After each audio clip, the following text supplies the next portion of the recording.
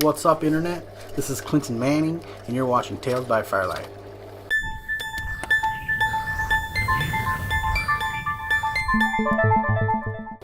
Until now, most of my tales have been really old tales that happened in the 1800s, 1920s. But this tale that I'm going to share with you tonight only happened like 20 years ago. One night there was a policeman who was out driving, doing his job. He noticed one of the local criminals walking down the street with an enormous backpack, and it looked like he was completely full. So he pulled him over, flashed his lights, rolled down his window, and began the interrogation. The criminal was stuttering in his words and trying to come up with an excuse.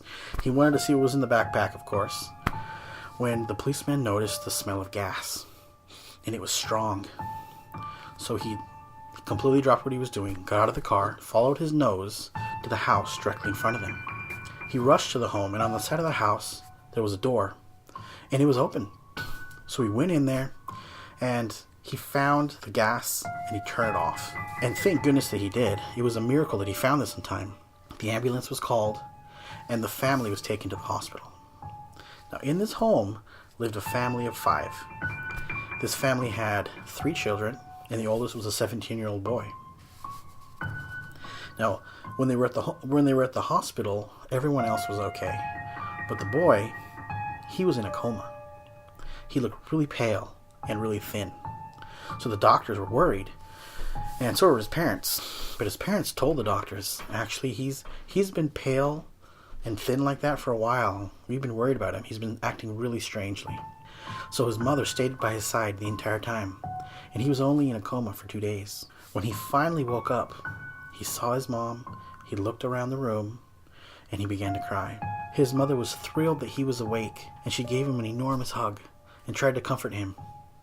And as they cried together, he looked at his mom and he said, "I have something that I need to tell you." You see, these people had only been living in this town. These people had only been living in this home for the past 6 months. They were really new. It was a great house, and amazingly, it was in their price range because it was beautiful. The 17-year-old boy, let's call him Buck. Buck was so excited because for the first time, he was able to have his own room up in the attic, and it was remodeled, so it looked great. So he was looking out of his window one day, and he noticed a girl. And he kind of was peeking, kind of quietly, and she was walking in the area between his house and the neighbor's home, that little alleyway. And this girl was perfect, and he liked what he saw. She noticed him really quick, and so at first he was embarrassed, so he was confident when he got busted. He opened up the window and started to talk with her, and they immediately hit it off. She was awesome. They had a great little conversation. She kind of messed with him for staring at her, and then she left. He was excited because there was a hot girl in the neighborhood. So the next day, he woke up, went to school, and he looked all over for her, and he couldn't find her. And he thought it was a little strange. He knew her name, and he asked around, and no one knew who she was. So he went home that day, right after school, and he rearranged his room. What he did was he put his desk right in front of the window, just in case she happened to be passing by, and he left the window open. So he was doing some homework, and he was looking out the window, every now and then. And finally, the sun started to set.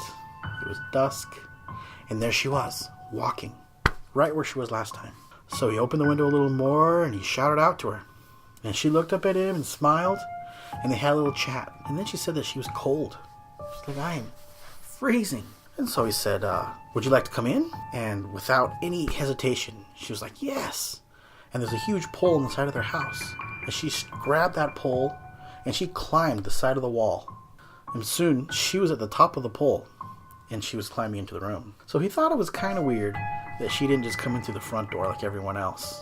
But he was totally impressed with her strength as she climbed the side of his house and walked into the window. So now that she was in his room, he was thrilled. They started to have a really cool conversation. And then she left again, out his window. He didn't really want to tell his parents that she was there. There was a girl in his room, and it was kind of weird because she climbed through the window, so he didn't mention it. So the next day, there she was again, and pretty soon they were having a great conversation. This became a daily routine. Every day he would rush home so that he could come home and spend some time with this mystery girl.